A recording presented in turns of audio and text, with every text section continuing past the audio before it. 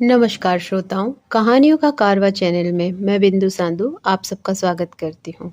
आज मैं आप लोगों के लिए पूनम अहमद जी की एक कहानी अचीवमेंट लेके आई हूँ।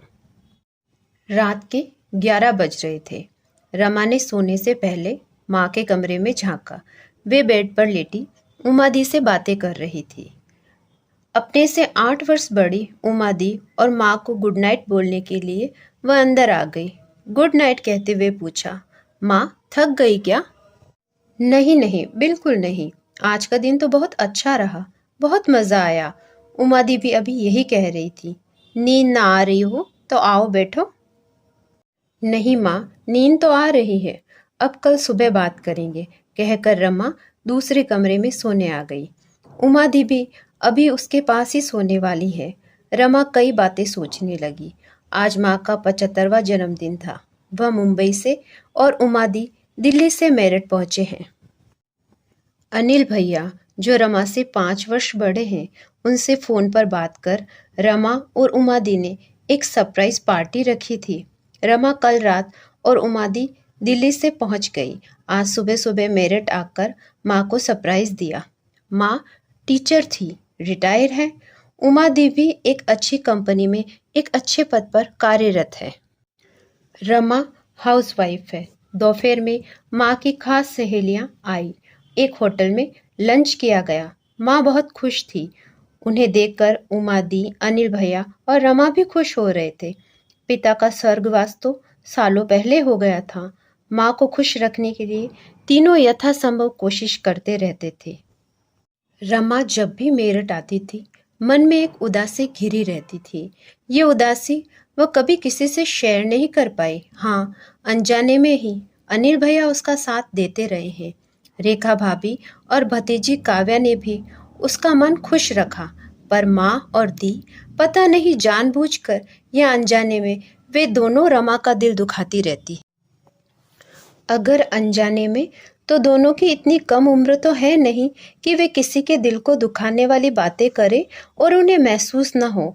और अगर जानबूझकर, तो ये कितना कटु सत्य है कि आपके अपने ही आपका मन सबसे ज़्यादा आहत करते हैं। अगर बाहर वाले आपके मन को कष्ट पहुंचाते हैं, तो आप उनसे अपने संबंध सीमित कर किनारा कर सकते हैं। पर इन सबसे करीबी रिश्तेदारों का क्या किया जाए, जिन्हें आपकी आंतरिक पीड़ा का एहसास भी नहीं होता। अभी भी उसका मन तो था कि वह माँ और बहन के साथ बहुत सी बातें करे। 2 दिन बाद तो चली जाएगी, पर बातों का अंत क्या होता है, इसका जो अनुभव उसे था, उसे देखते हुए उसने अकेले लेटना ही ठीक समझा। मुंबई में रमा अपने पति विपिन और अपने बच्चों तन्मय और तन्वी के साथ अपनी गृहस्थी में खुश थी और संतुष्ट थी। शिक्षित होने के बावजूद रमा ने घर और बच्चों की उचित देखभाल को ही प्राथमिकता देते हुए कभी कोई नौकरी करने के बारे में नहीं सोचा था। इसके पीछे उसके अपने कुछ तीखे और कटु अनुभव थे। विपिन और बच्चों ने उसे हमेशा प्यार और आदर ही दिया। उसे कभी अपने हाउसवाइफ होने पर दुख नहीं होता था। पर वह जब भी माँ और उमादी से मिलती, तो दोनों उस पर वर्किंग वुमेन न होने का ताना कसती। माँ का तो हमेशा यही कहना होता था, तुझे इतना पढ़ाया लिखाया, तूने कुछ नहीं किया। अगर तुझे घर गृहस्थी में ही जीवन खराब करना था तो बता देती, मैं क्यों तुझे इतना पढ़ाती लिखाती। उमादी ने भी हमेशा ऐसी ही बातें की थी। भाई, हाउसवाइफ के रंग ढंग तो मैं अपने पड़ोसनों के रोज ही देखती हूँ। कोई काम नहीं होता उन्हें, बस गेट पर खड़े होकर गप्पे लड़वा लो। मैं तो पूरा दिन घर पर रहने के बारे में सोच भी नहीं सकती। माँ और बहन की ऐसी बातें रमा के दिल पर गहरा प्रहार करती। लगता क्या सचमुच जीवन में उसने कुछ नहीं किया। भैया ने हमेशा उसकी उदार मन से प्रशंसा की। पता नहीं कितनी ही बातें उसे अक्सर याद रहती। जब माँ और उमादी ने उसका मजाक उड़ाया था। उमादी सोने आई तो रमा ने अपनी आंखें यूं ही बंद कर ली।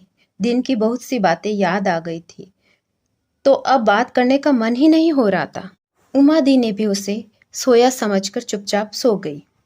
रमा को आज दिन की पार्टी की कुछ बातें याद आ रही थी। माँ की सहेलियों ने जब उमादी और उससे पूछा कि क्या कर रही हो आजकल, तो उमादी ने बड़े गर्व भरे स्वर में अपने कामकाजी होने के बारे में बताया था। और उसके हाउसवाइफ हूँ कहने पर माँ ने जैसे शर्मिंदा होते हुए कहा था, इसने कुछ नहीं किया, बस घर पर आराम किया। छलछलाई आंखों को बड़ी मुश्किल से रोका था रमा ने। मन अंदर तक कड़वाहट से भर गया था। उसके सब्र का पैमाना अब छलकने लगा था। पर हमेशा की तरह इन कटाक्षों का जवाब देने से उसने खुद को रोक लिया था। फिर कितने ही विचारों के आरोह अवरोह में डूबते उतरते उसकी आंख लग गई थी। अगला दिन भी घर में कब बीत गया पता ही नहीं चला। फिर अगली सुबह उमादी और रमा साथ ही निकलने वाली थी। प्रोग्राम यही था कि उमादी रमा को एयरपोर्ट पर छोड़कर अपने घर चली जाएगी। दोनों पैकिंग कर रही थी। तभी माँ वहीं पास आकर बैठ गई। कुछ इधर उधर की बातों के बाद बोली, रमा तुम थोड़ा रुक जाती। नहीं माँ, विपिन और बच्चों को परेशानी होती है। बच्चों की परीक्षाएं भी शुरू होने वाली है। मेरा वहां रहना अभी जरूरी है, उमादी ने कहा। अरे सब मैनेज कर लेते हैं, मैं भी तो छुट्टियों में आया करती हूँ वहां सबको छोड़कर। एक तो पता नहीं घर में रहने वाली लेडीज को क्यों लगता है कि उनके कहीं जाने से कोई काम रुक जाता है। मुझे देखो, मैं तो ऑफिस से भी छुट्टी लेकर आई हूँ। घर के काम क्या चीज है? क्या तुम सचमुच घर गृहस्थी के अलावा कुछ नहीं सोच सकती रमा? अपमान का एक घूंट जैसे रमा के गले में अटक सा गया। माँ भी शुरू हो गई, इसने यही तो किया है हमेशा, इसी में तो रच बस गई है। वैसे रमा, परसों पार्टी में जब सब अपने बारे में, अपने बहू बेटियों के अचीवमेंट्स के बारे में बता रही थी, तुम्हें मन में दुख तो होता ही होगा ना कि सारी पढ़ाई लिखाई खराब कर दी। आज रमा को जैसे स्वाभिमान ने झंझोड़ा। पल भर में ही उसके दिल से सारा लिहाज, सारी झिझक, संकोच खत्म हो गया। वह बेहद गंभीर स्वर में कहने लगी, माँ, मेरे दिल में कामकाजी महिलाओं के लिए बहुत सम्मान है। वे घर गृहस्थी के अलावा ऑफिस की जिम्मेदारी भी संभालती है। पर आप लोग मेरे जीवन को, घर गृहस्थी संभालने की मेरी चॉइस को इतना तुच्छ क्यों समझती हो? मैंने सचमुच कुछ नहीं किया होगा, ऐसा आपको लगता है। मैं ऐसा नहीं समझती।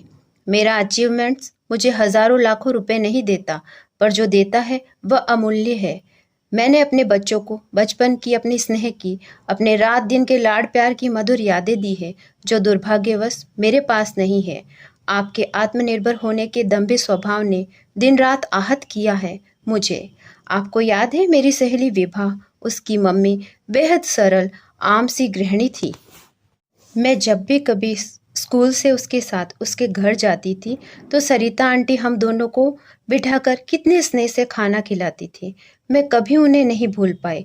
जब कभी वह मेरे साथ हमारे घर आती थी तो आपका कहना होता था, मैं तो काम करके आई हूँ, ये दोस्ती तुम खुद ही निभाओ, खुद बनाओ, खुद खिलाओ। मैं कोई हाउसवाइफ नहीं हूँ जो किचन में घुसी रहूँ। माँ, मैंने आपको कभी घर के किसी काम में रुचि लेते नहीं देखा। आपको बाहर रहना ही अच्छा लगा, चाहे स्कूल हो, छुट्टियां हो। मेरा बचपन कितना अकेला और उदास रहा, आपको क्या पता।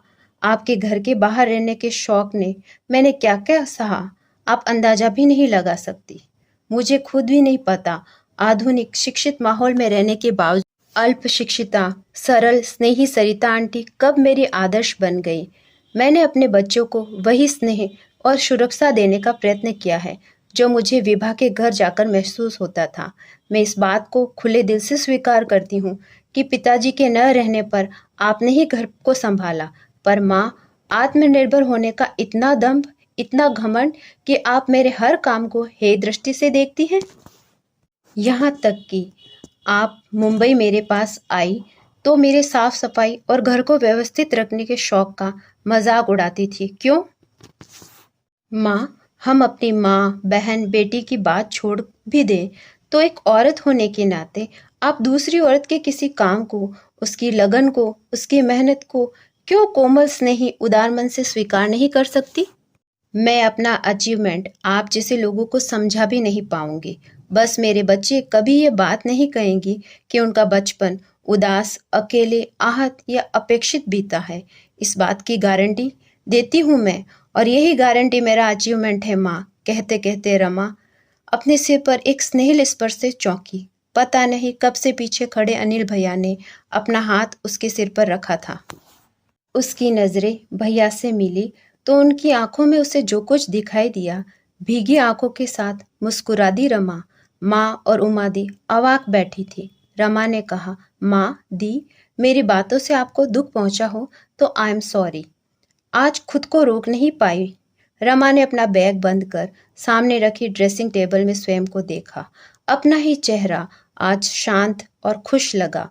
मन पंख सा हल्का हो गया।